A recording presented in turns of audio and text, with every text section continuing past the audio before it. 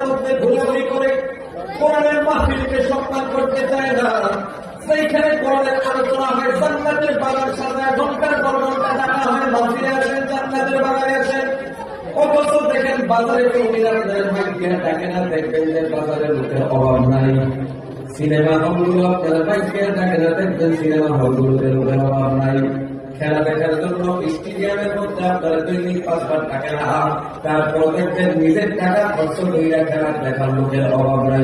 কিনা ধরে মুসলমানদের কি হয়ে গেল? জান্নাতের বাগান সাজায়, ঘন্টার পর ঘন্টা টাকার পর জান্নাতের বাগানে আসতে চায় না। কোরআনের মাহফিল দেখে সেই ব্যক্তি বাইরে থাকে, ওইটার নামের মুসলমান নাকি কামের মুসলমান? বলে আপনারা আওয়াজ দিয়া ভক্ত ধরে কোন কামের না নামের মুসলমান?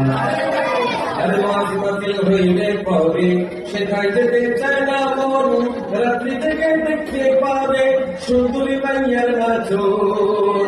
আবার তুই করে চিপাই কইরা বিড়ি মারে টান, ওরা কিসের মুসলমান?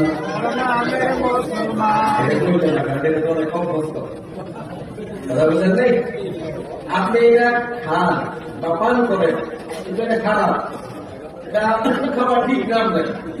কিন্তু এটা যদি আমি কইতে চাই সব আমার সাবান ছাড়া দিয়ে গেছে, যা ছিল সব করে গেছে, তাই বলে কি হালাল হয়ে যাবে? হ্যাঁ, হারামটা হারাম ঠিক কিনা?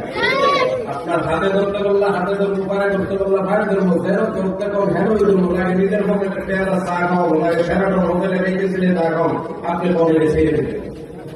এর বহুত লোক আছে আপনারা খাওয়ালে চলে যাবে, আমি কইতে দেরি খাওয়াইতে দেরি করা জোর ঠিক কিনা? আর কিছু হক কথা আছে, যদি অনুমতি দেন তাইলে ডেলিভারি দেবো। এই আওয়াজ আপনারা চলে চিৎকার দেওয়া কর,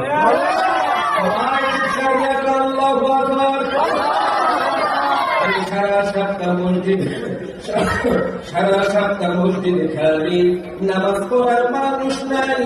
মাশাআল্লাহ শুক্রবারে দেখি লোকে ভাবনা সত্য না মিথ্যা? মুসলমানদের নামাজ পড়ে